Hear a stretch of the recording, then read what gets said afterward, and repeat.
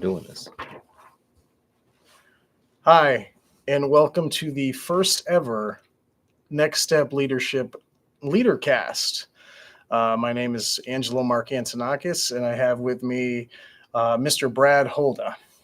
He's made the decision and accepted the opportunity to be the first leader that we are interviewing for NextStep Leadership. And this is a happy birthday, NextStep Leadership YouTube channel. Absolutely. And everything else today.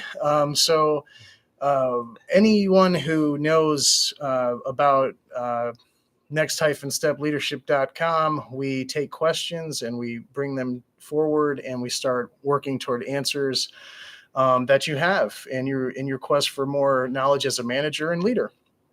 Today, Brad has graciously given us his time and effort to put some thoughts together, and we're going to go ahead and get things rolling here. And again, thank you for being here with us today. Hey, thank you. Actually, before you continue, I just want to thank you for this opportunity, man. This is great. Yeah, this is a high honor to be here, man. And I've watched you from afar for a couple of years. You were a mentor of mine, so it's an honor to be a mentee to the mentor. And so I've learned a whole lot from you. You are the true leader, one of the few leaders that I've seen that actually you're the same with anybody.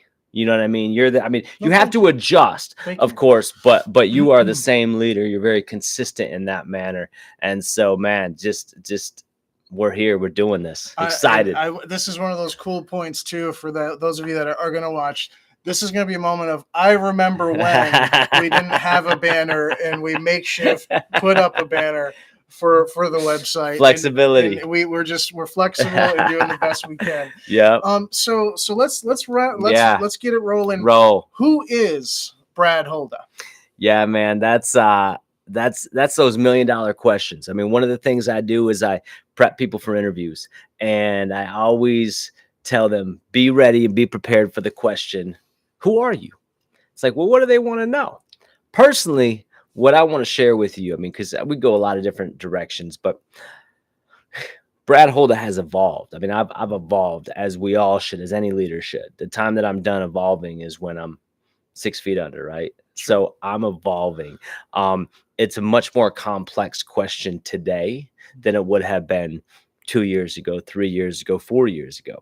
Because when I was working at the community college as a career coach, you'd ask me, who is Brad Holda? I would say, yeah, I'm a dad, I'm a husband, but I'm a career coach. And I would have gone into it and talked a lot. Yep.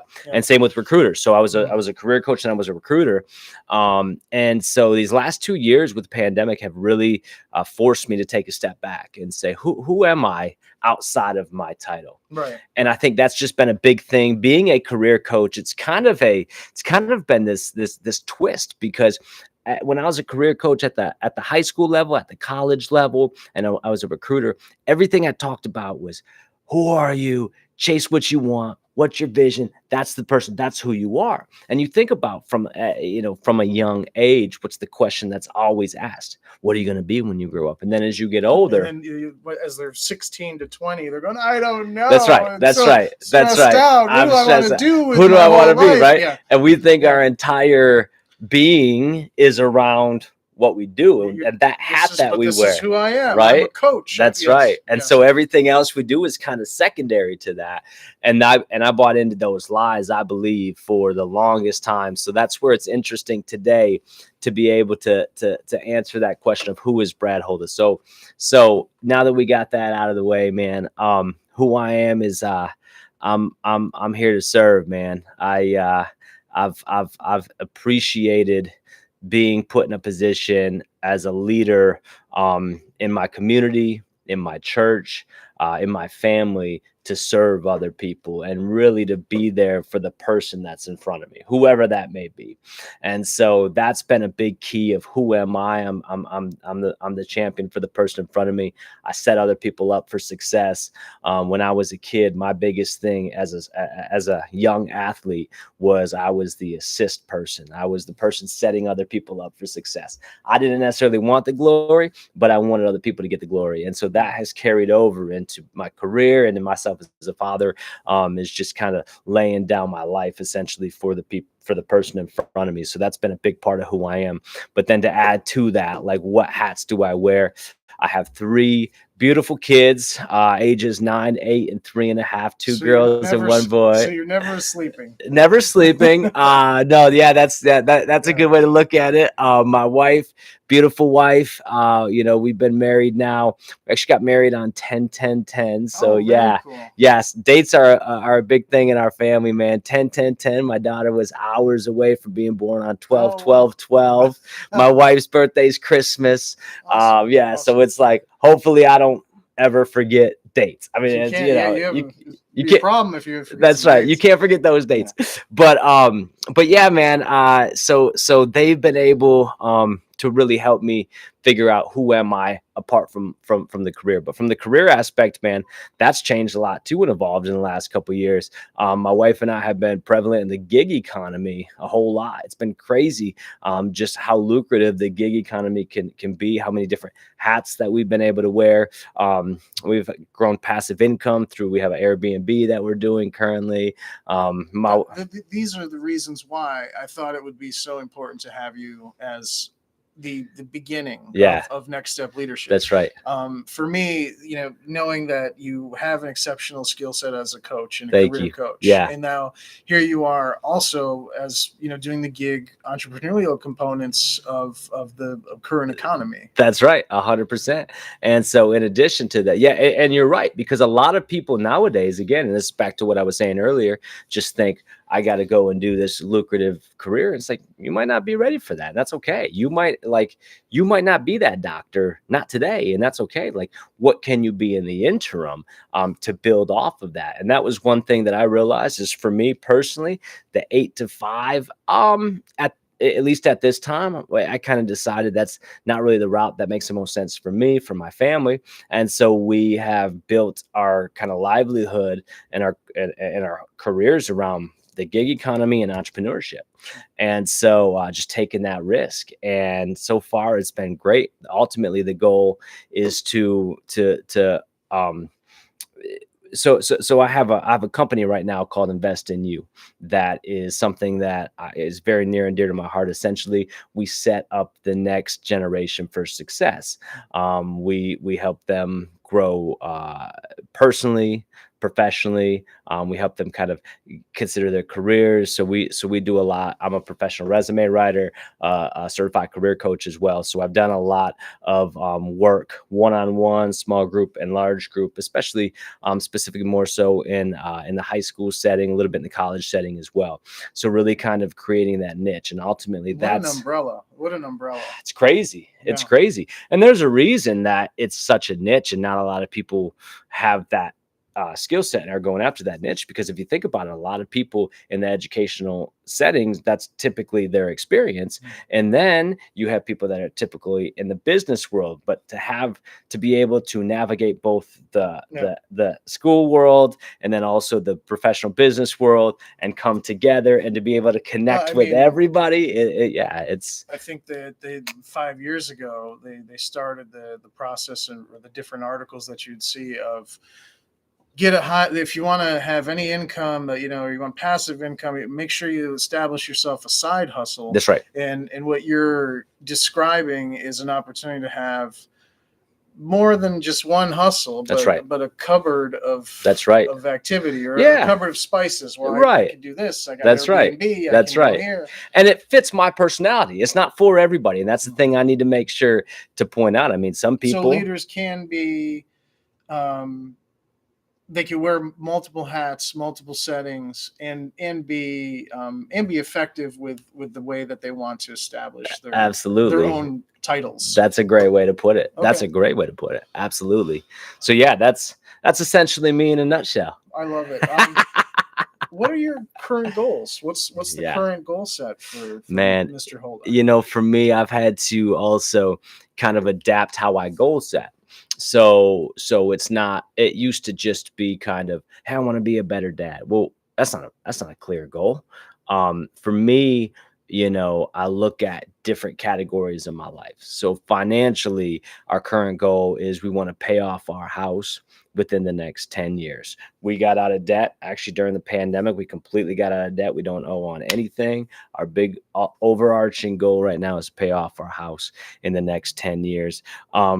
Physically wise, I don't know about you, but the pandemic's been rough. I actually just heard a stat that I think it was over 40 pounds was what the average person put on. Not like the college freshman 15, but the we're talking 40-pound pandemic. The pandemic pounds. Pandemic 40 pounds.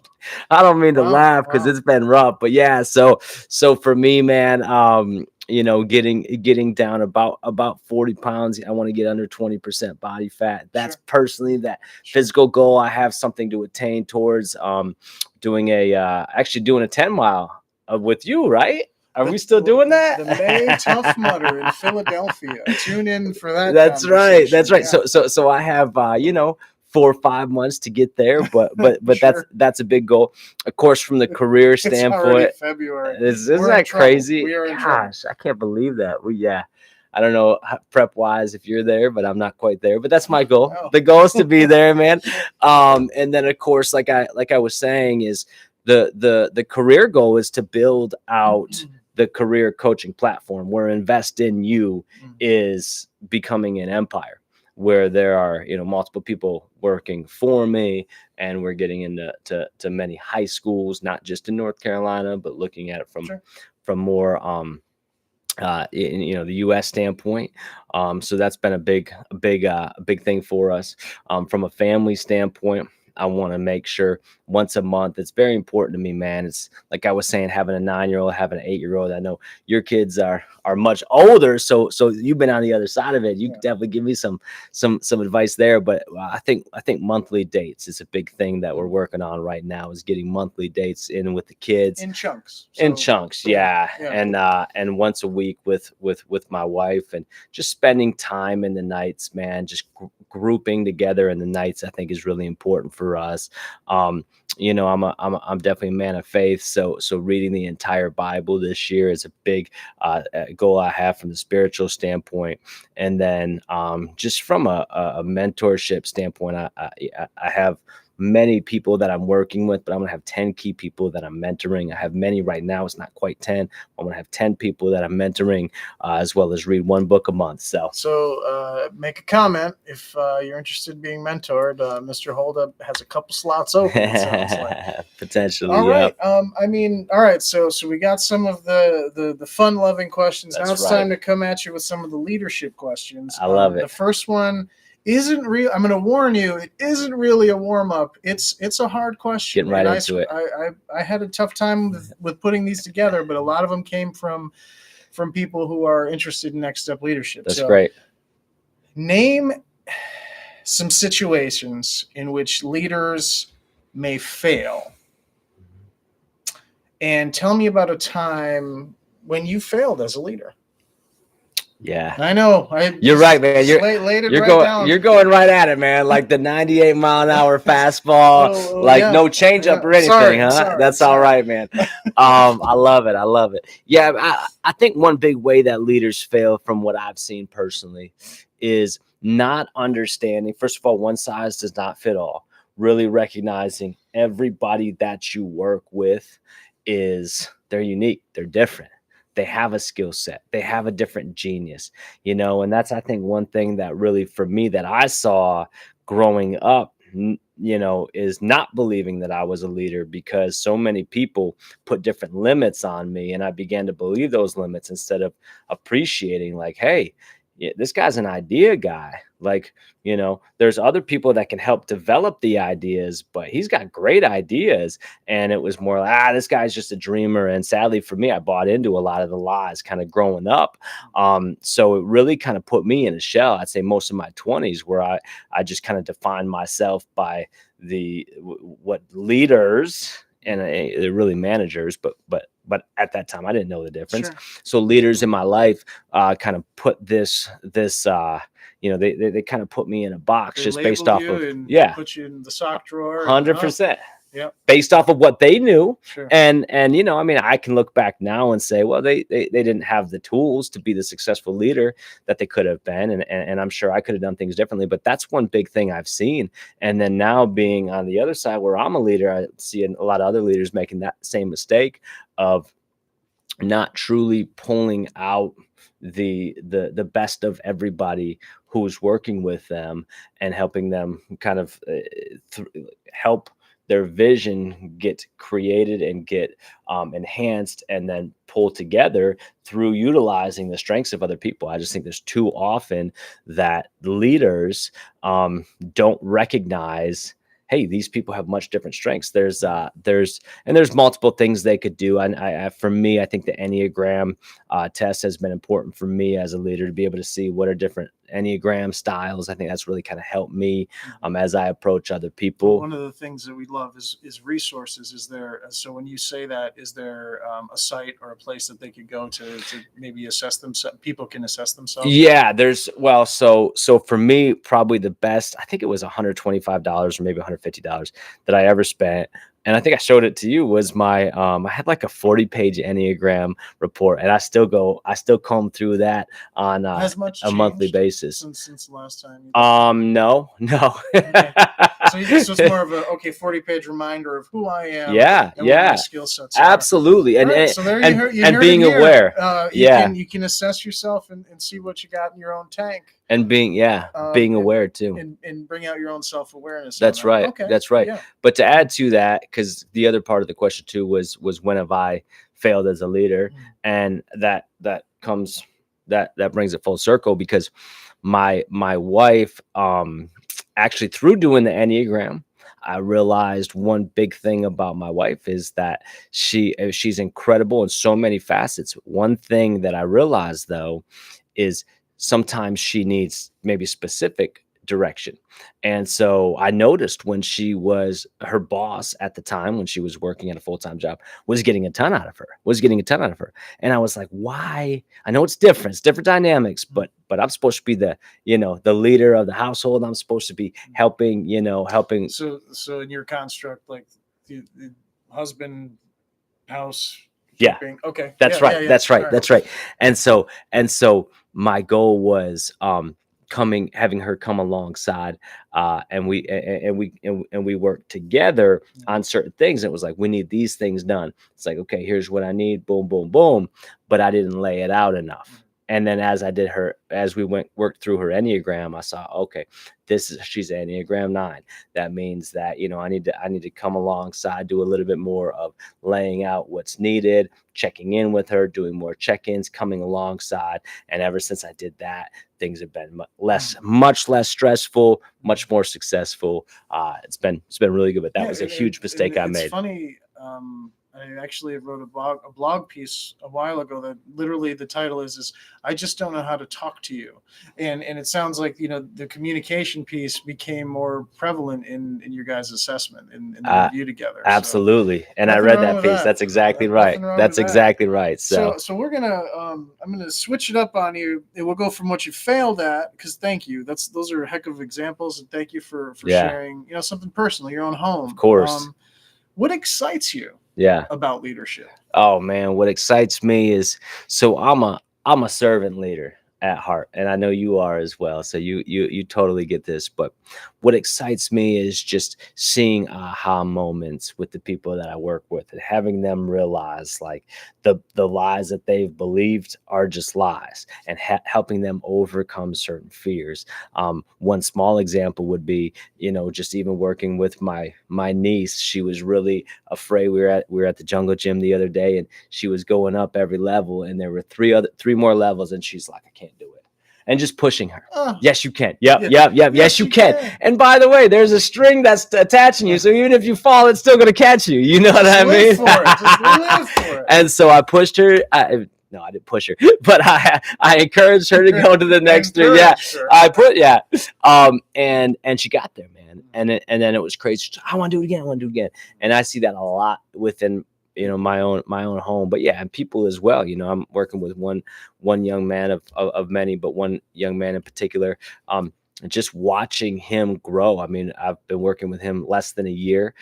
He's already stopped smoking. He went from negative income. I mean, not negative income, but his net worth was negative. Now he's up over 21K within the span of, I don't know, 9 months. Wow. And just seeing all these different, I mean, those are two examples, but there's many other things that he's done. And so it's just cool when you have people that are like sponges. They're ready. You could tell they're ready, and then they're listening. And then through that, watching the change that exists and that happens and coming alongside that, man, there's no better feeling in the world than knowing like, hey, I'm able to serve you. I'm able to help you. And it's funny because he'll always say things like, man, I don't know why you're helping me so much. You don't want anything back. I said, man, you're helping me. Your success is That's all I need. Yeah, That's all the soul, and I know man. you're already you're already mentoring others. You're going to help other people through this. So I'm good. That's all that I want. You're feeding my soul. That's it. Just being engaged and doing that. Absolutely. 100%. Now, you mentioned this a little bit earlier, but I'm going to go back to it. What is the difference between a leader and a manager? Yeah. And the other part of that being, what is your number one goal as a leader or as a manager? Yeah. I definitely think, I mean, leaders do a great job of creating vision. And I've noticed a lot with managers, they typically will create goals. Leaders, in my mind, those are the people who go first, and managers typically are ones that watch. So leaders, to me, kind of in a nutshell, are ones that they have a vision, they take chances, they take risks, they bring others alongside that want to follow them. Managers, to me, are more, they manage risks. They don't quite take risks. They're kind of doing what is told. They don't want to step on any toes. Where leaders cast vision and they get other people to follow them. Haven't seen that as much with managers. Where managers, it's more, they don't quite create that vision. They just kind of, they go along with somebody else's visions. Maybe don't ask why as much. Sure. I mean, my personal goals as a leader is to create vision. It's to create vision for myself, have a plan for myself, and then also be able to not just execute by vision for myself, but also have other people come alongside me and we create a goal together and we move together and we push together. I think that's a big deal for me. And then as far as a manager, just creating systems, having systems in place that other people can follow based on the strengths of other people. And then also coming alongside and making sure that these systems are being executed and through check-ins. So are the systems also like time tested? Like, have they had success in the past? You know, like when you look at the manager and the way that they build, is it based off of some time tested approved things, or do you think that some managers just kind of get stuck in it and go from there? So you mean in my personal life, what I've seen as far as so your construct of leader, and then when you look at that manager, do they end up executing all the time, you feel, or are they just not there yet with some of those pieces? Yeah, I mean, I think it depends on the manager, and I think it depends on who is leading them and the success of the person who is leading them. But a lot of times, I think when it comes to managers, and what I've seen, and maybe they don't start out that way, but I've seen a lot of times with managers where they would they might have success with their management role, and maybe they are leaders at heart, but they haven't. They kind of have, and this is lack of a better term, kind of that stupid visor, which is, that's supervisor. You've heard that before, right? It's like you're a supervisor, but you're not really given the keys to actually make and execute decisions to be a supervisor. So you're just kind of put under the thumb of others, and they're kind of clipping your wings and not allowing you to grow. So there's a lot of nuances there as well, if that helped to answer the question. No, that's perfect. Thank you. The next one was a question that came in specifically about, working in your roles. How do you deal with a coworker who's also your friend? Like, how do you keep that relationship separately, especially if you're the boss? Yeah.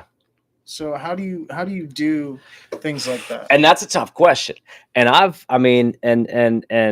seen it from the standpoint of being the colleague where my friend became a manager, and kind of seeing a lot of mistakes that were done, and saying, I'm going to make sure I don't make those same mistakes. And the mistakes that I'm specifically referring to is, it was like the person flipped a hat. Yeah, I mean, completely flipped the switch. Yep, it's like, hey, I'm the manager, and you're boom, and it's like, whoa, that's yeah. So we're not going to have a couple of sodas and watch the football which is what it was. That's exactly right. And then it was like, whoa. It's like, but so for me, what I've seen is setting clear expectations. I think in his case, if he had set clear expectations with me instead of just laying the hammer down, it's like, hey, just so you know, in my new role, you know, I have some different roles, and I mean, I have a different role. I have some different things that are expected of me. So let's just talk kind of through expectations of navigating this forward. I think that's important. Is just doing check-ins as frequently as you can, or symbolically, hey, gotta take my friend hat off. I like right that. Now. Yeah, let me tell you. And then have that conversation. That works. Okay. Yeah, exactly. But without, I mean, you know, you can't. And it is a fine line, because there's still, you know, you want to maintain the relationship, but realize, hey, maybe we can't. Like, depends on the capacity, but maybe when all of a sudden, when we're still supposed to be friends, and all we're talking about is what I could be doing better as the boss, and you could be doing better as the employee, or how we could get Wilbur to do more of it. It could get ugly, because it's just that's right. It's instead of just the 30 to 40 hour week. That's right. Everything, it seeps into everything. That's right, to everything. Yeah. And so you kind of have to, and I like what you said too, because you, again, setting those expectations with what does management need from me? Because I mean, if it's a case of, hey, we can't be friends outside of work, like, you have to honor what management has laid out for you. But if there's maybe a little bit more of a flexible, you know, guidelines as far as that goes, then hey, let's have some fun outside of work. Let's go places outside of work. That's fun. That's fine. However, we have to understand, when we're here, we're working. I'm the manager, and you know, you are the employee, and we'll continue to work together though. But let's do frequent check-ins. I think is critical. Does that make sense? Yeah. Thank you. Yeah. What is one decision you wish you didn't make? I only get one decision. Just one. What's one decision that you wish you didn't have made? It's funny you said that, because I was actually listening to a podcast on the famous line of no regrets, and just how that is so false. The statement of no regrets, because it's so important to be able to look back and say, you know what, I regret this situation, but to learn from the past me. But for me, I think one of the greatest mistakes I made, man, was my sophomore year of high school. I quit the basketball team. I was sick of it, man. And it wasn't a good reason to quit, but I quit, and I quit pretty early, and it was just a very selfish decision, but I didn't see that at the time. But what happened was, it kind of spiraled of a you know, numerous decisions, that it was, oh, things are getting tough. Maybe I can give up. Okay. And the consequences aren't that bad. I mean, for me, it was like, dude, I quit the basketball team. Plenty of time. Now I go play PlayStation. And initially it was, hey, I'm quitting the basketball team to focus on tennis, but I wasn't focusing on tennis. Now, I did have success that year with tennis, but it wasn't because I quit the basketball team. Okay. And so, but from my standpoint at that time, I didn't realize that there were just some natural consequences that were happening, because you don't see it at the time. But as you move forward, and of course now being, you know, in my 30s, looking back, it's like, wow, there were a lot of times then after that, whereas things got tough, it was really easy to give up. And so it was really hard for me to get over that, of when rubber meets the road, just give up. That was hard for me to get over. So it took me a long time. So if I could go back and do it again, I would not have quit my sophomore season of basketball. And I'm sure there would have been a lot of learning lessons and a lot more stick-to-itness that I didn't quite develop, because of that snowball effect of the one decision I made as a sophomore in high school. But it's here in your 30s. So It still hits. relevant, and Yeah, it's already still paying those dividends of lessons learned. So I absolutely. appreciate it. Yeah. What advice would you give someone in a leadership position for the first time? Man, a leadership So position for there the they first are, time. gauged up. It's their Yeah, show. yeah. I think one of the biggest things, like we talked about earlier, is don't allow the limits of others to become your own limits. And I think it can be hard That's deep. sometimes. Yeah, I mean, it That's is. deep. And I think, and again, just because for me personally, I, for the longest time, did not believe I was a leader because of the limits that other people put on me.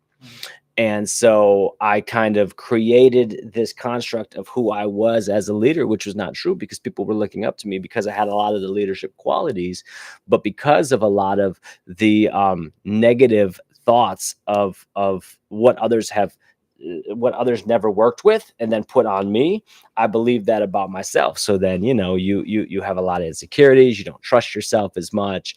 And then in some cases you might even change your persona because I'm going to start doing this, but that's not even who you are. But you have to really understand who you are and get to that place of self-actualization on Maslow's hierarchy of needs. It's the top. Like, to me, self-actualization is more important than status, money, all that. Because if you can understand who you are, you can do a lot better job and a much more effective job of leading other people, because you don't become what other people want you to be or are fitting you in a box to be, but you are truly the person that you are created to be, and you know about yourself on the inside, so then you can help. Transcending your own transparency. I love it. That's Yeah, good. I like it. Did you just come up with that? I literally just. I love that.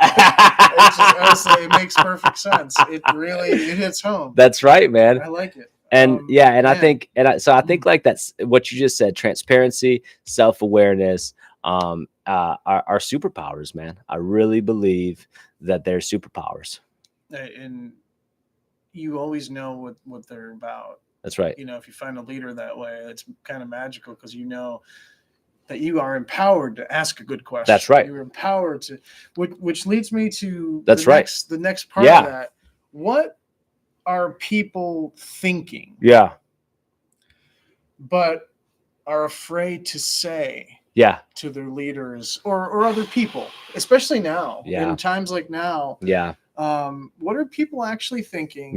But afraid to say to leaders or other people? Especially if you don't have access to somebody who's transcending transparency. Right. Probably I deserve more money. That's that's the first. Where's my money? Yes. Who's paying me for this? Where did it all go? Yeah, I'm here to serve. Yeah, that's right. But I need some money too. No, man, I wish I knew, man. That reminds me of that. Was that Taraji Henderson where what is something about what men want or something, and she could actually hear the thoughts that's that. I think there's like a Mel Gibson one too. Oh yeah, what women want. Yeah, so they kind of they switched the gender roles there, but role reversal. That's right, man. But I think the one thing that that people are thinking is, personally, I just think a lot of people have great ideas that need to be shared across an organization with their superior, with that person's boss. But I just don't know that I've seen a lot of leaders do a fantastic job of creating an open space where their ideas are not going to be pushed down, but their ideas will be celebrated. That doesn't mean that every idea is good, but that there still needs to be a filter of, hey, let's talk through this idea. Because I think a lot of times people have incredible ideas, but they don't want to share it for fear. And it's fear, right? It's fear of rejection. Maybe their idea is not good enough. In a lot of cases, I think the fear is because they haven't created, there hasn't been an environment created where they feel Safe like space. they can, where they feel like they can share ideas. And a lot of times, I think some of the best ideas are the ones in maybe middle management, maybe even below that, where it's like, well, because of this hierarchy that we have systematically created, we're going to listen to the ideas up here, but what about the ideas of the people down here who are in the trenches? And how do we start listening to their ideas? And how do we create an environment where they can share their ideas without being reprimanded? I mean, it's like me and my kids. It's one of the most important values, I think, and one of the most important things that we've developed as parents is your ideas and sharing with us. Like, you're not going to ever get in trouble for sharing what's on your mind. Like, and we'll create time, especially if it's something that's pretty deep. We need to, like, and because we've gotten them to that point where they can now tell us anything, and we can work through that, and we can look at the heart of the issue. But that doesn't always happen, and especially doesn't happen a lot of times.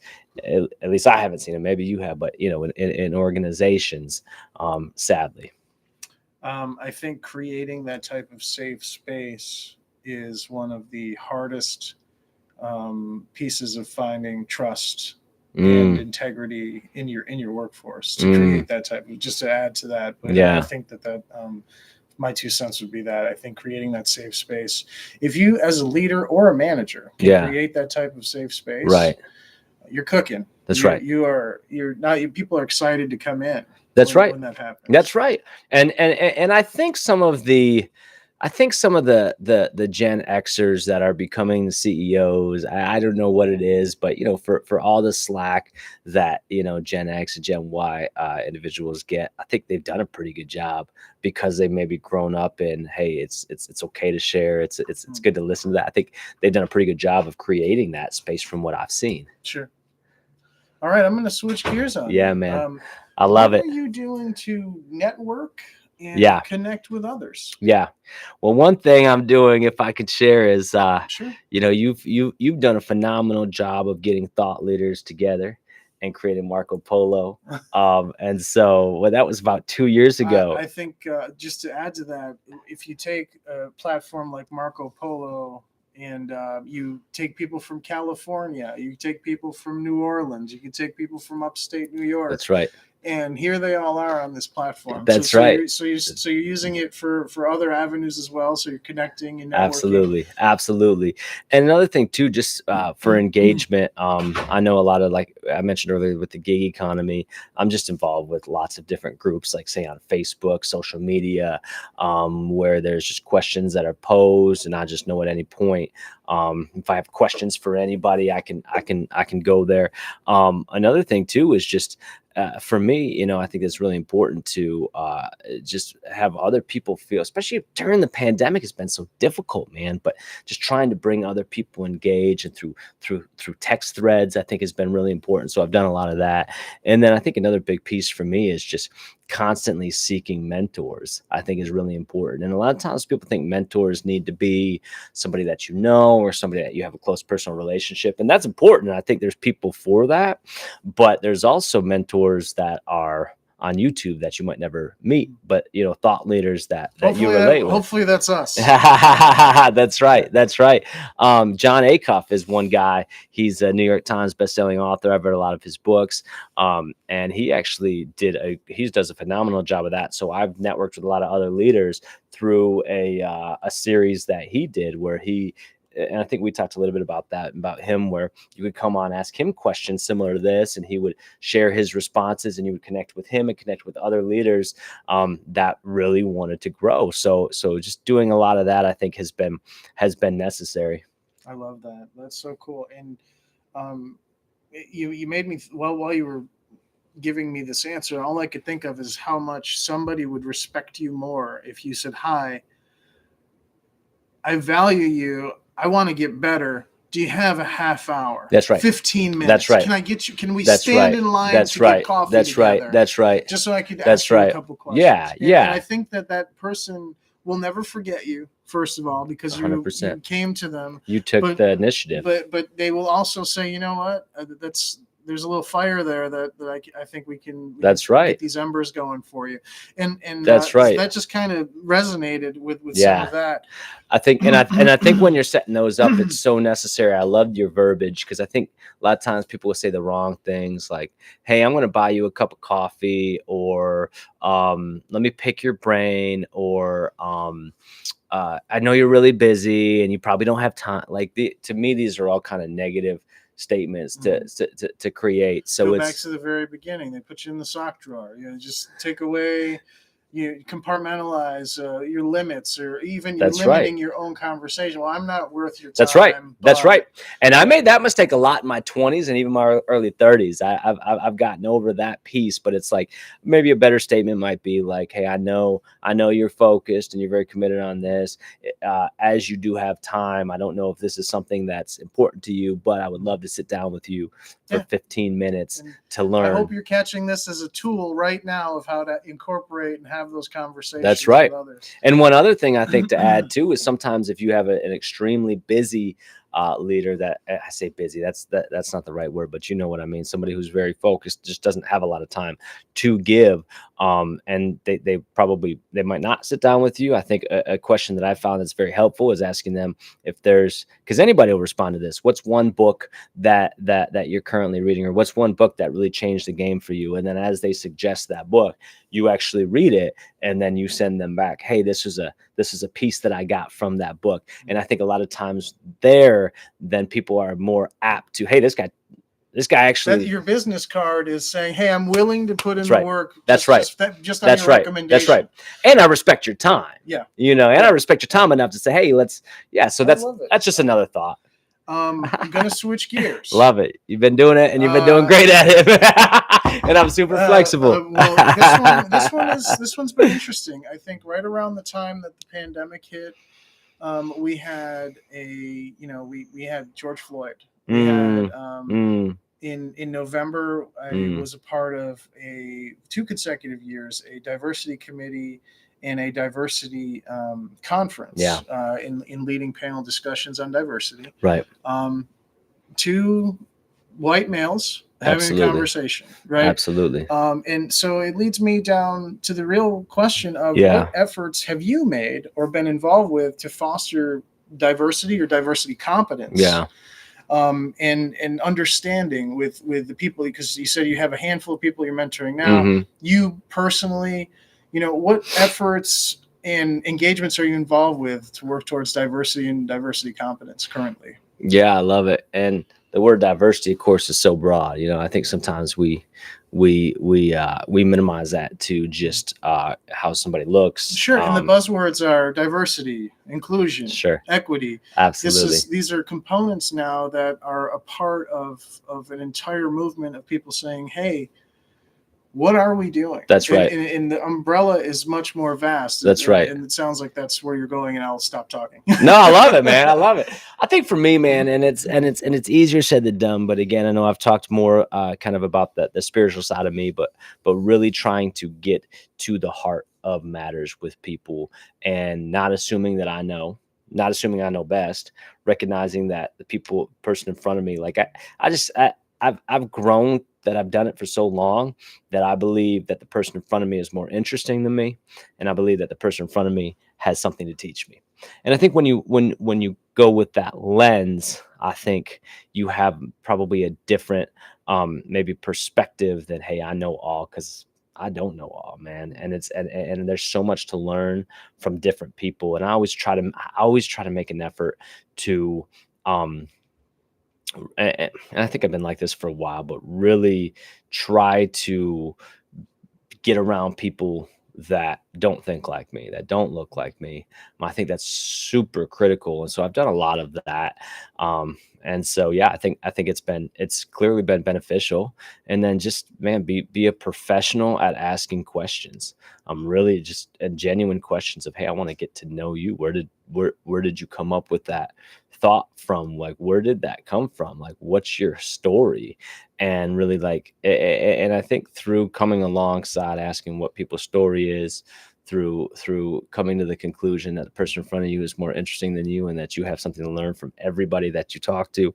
I think that just that puts your heart in the right position, and I think it puts you in the right posture of, man, yeah, I'm humble. I don't know it all. In fact, I don't know a lot, but I want to learn. A personal motto is, I'm probably wrong 6 out of 10 times a day.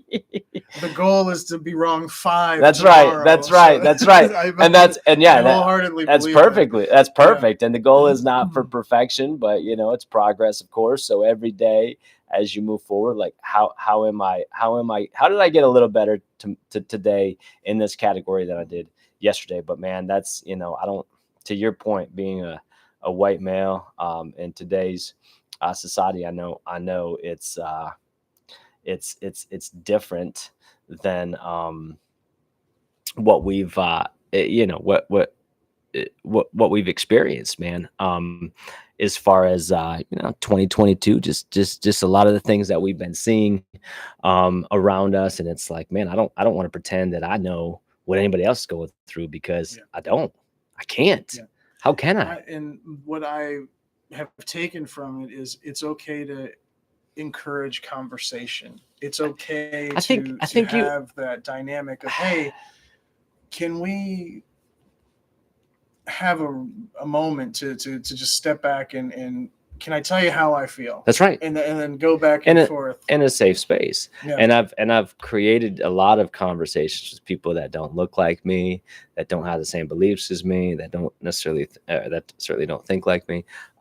And that exact same way. So I'm glad you said that, because I forgot to mention that. But I think, just again, back to what I said earlier about setting expectations, just being open, being a little bit vulnerable. Again, I think I talked about, self-awareness is a superpower.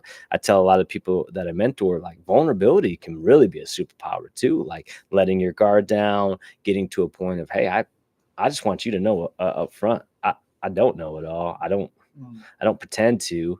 I don't know what you're going through. Do you think we could talk about it? Sure. I have some questions. Would you mind? You empower the person that you're engaging with, and then you also allow yourself to be open and receive that information. So that's right. That's cool. Yeah.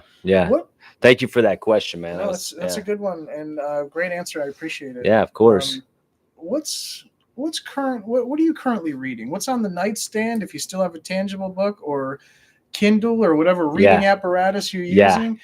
What's currently in the hopper for and can I just say that I love that question. I love it coming from you, because one thing that a lot of people don't know, like the backstory, is that I'm from Michigan, and my wife and I, when we started a family, we always said we want to move south. We want to go to North Carolina. And dude, this is a cool story. I think this will connect. It's just kind of these magic moments that happen that you don't necessarily plan, but they're there. I think it'll connect with a lot of people. One thing I always tell somebody is, figure out who you think you want to be, or what you think you want to do. Find that person and then talk to that person. And so this is, again, a connection full circle, because there was a point in my life where I thought I want to be a school counselor, and I talked to a school counselor, and nothing wrong with school counseling, but for me, I wanted to get my master's in school counseling. And I talked to her. She said, what do you really want to do? I said, I want to work with young people and help them figure out careers and direction. And she said, you want to be a school counselor? I said, tell me why. This is a school counselor. It's coming from a school counselor. She said in her role and in her experience, I'm not saying this for every school counselor, but in her role, she said, most of what I do is scheduling. I have very, very little time, because I have over 400 students on my caseload. I have very little time to actually talk to young people about their future and their direction in their career.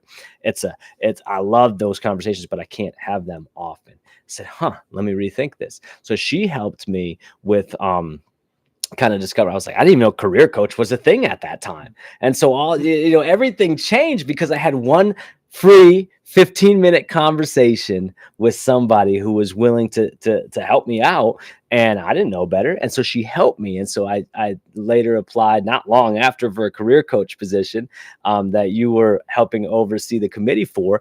And the question, I know this is roundabout, but I think there's good connecting points there. But one of the questions on the final interview came from you. And I don't know if you remember what it was, but it was this question. What are you currently reading right now? Selfishly, I like to read, and I have an extensive, fun book collection, and I do enjoy asking the question because I always get homework Yeah. from interview. When I do Yeah. meet people or interview, Yes. I leave with homework because they're like, oh, this book. Yeah. And when you ask that question, usually they're now transcended away from the interview, and they're like, no, well, I love Tom That's Sawyer, right. and this is why. That's and you're like, right. oh man, you know what? I'm gonna have to I should get find into that. damn Yeah, Tom that's Sawyer right. book again. And it's interesting you say that. My problem is I've gotten overwhelmed because I have so many books that I bought on Audible from that question, and I'm like, man, I got to actually read these books. But I'd say 2 books that I'm reading. I do a lot of driving, and then of course I like the physical copies as well. But Atomic Habits, James Clear is the author there. Not sure if I'm sure you've heard of James, it. if you're out there, shameless plug, just for you, man. Yep. So Atomic Habits, it's just how small daily decisions, and it's not these big changes, but small changes over time create huge results. And so that's a great book, and that's really helping me through some things, especially as an entrepreneur where I have lots of different things on my plate and try to figure out what are the habits that I need to change. And so, yeah, Atomic Habits. And then there's a book called Soundtracks by John Acuff, and I've been listening to that book. And he's actually coming up with a high school version. So if you know high schoolers in your life, I would 100% recommend once he comes out later this year. We know high school students are sometimes like herding cats, mom and dads. And that's right. Shameless plug for John. If you're out there, Brad's your number one fan. Absolutely. And he's anticipating your high school connection. That's right. That's right. So that book is a lot about the things that we tell ourselves, the soundtracks that we tell ourselves. You know, you think about, you hear a soundtrack and that plays on and on in your head. And so what are the things that we have believed for so long that are in our head that are Rocky soundtracks, IV right? Me, yeah. Dun, dun, yeah. Philadelphia, right? But being able to recognize that soundtrack, ask some questions of that soundtrack, and then decide, is this a soundtrack that I want to keep, or is this a broken soundtrack? And then replacing that broken soundtrack with a new soundtrack. New tape. And so, yeah, it's great. It's great. All right. We're almost there. Wow. I would ask you, what thoughts or ideas do you want to leave Next Step Leadership, Lessons in Leadership First, LeaderCast, YouTube channel conversation? What final thoughts for any viewers that we have out there? What thoughts do you want to leave everybody with? Oof. I would say to be able to recognize what your unique gifting is, and recognize that you, and I know it's so cliche, but it doesn't make it less true. It's, it's like a snowflake. There's billions of snowflakes, and everyone's a little bit different. If you are trying to fit into a box, or you are trying to become somebody else, that's broken. Figuring out, who are you really? Study yourself, date yourself, spend some time away from all the noise, go on whatever it is, a vacation or what have you. Really spend some time, some quiet time, sitting back and saying, who am I? Taking these strength assessments like we've talked about. There's all kinds of different books. Carrie Newhoff wrote a good book. I can't remember the name of it, but it's something about, being your best self. Like, who are you? Recognizing that, and then living that life with that in mind of, who am I? What skills do I have to offer the world? What are some themes that have been consistent in my life? Like, not so much about how much money can I make, but more focused on, what do I want to leave the world? What thumbprint do I want to leave on the world? What do I care about? And can the thing that I care about create income for me, or could I do it on a volunteer basis? What do I really care about? And figuring out what I care about, who am I? And then creating some type of a soundtrack. We'll get back to that. A soundtrack of, how do I make sure that this is in very clear view, even when I have so many people maybe around me that are trying to deter me from the person that I know I've been created to be, and go and be that person. Don't ever put limits on yourself, but really recognize that purpose, and the word purpose is so real to me, but purpose is not a destination. Purpose is not an end line. Purpose is everyday interactions. Be the best for the person in front of you. And how can you be the best? First, you have to take care of yourself. You have to recognize, who am I? And then you give the best of you to the world. That's what I would say. The most important thing is the person in front of you at that moment in time, regardless. Amen. It's exactly what I'm talking about. Mr. Brad Holda, NextStep Leadership would like to give you a kettle mug. Wow. And thank you, man. This sweet logo on I love it. I love that, man. This is our YouTube channel birthday party today. Thank you, man. Your energy and your questions and your sincerity today. Thank you. Thank you for being in our lives. We hope any viewers reach right on out and put the comments in the box. We'll be happy to get you in touch with Brad if he has some slots open for mentoring and menteeing. Yeah, I'd love to help. We are thankful for all of you who tuned in, and we'll catch you in March for our next interview. Awesome. Thank you all. And now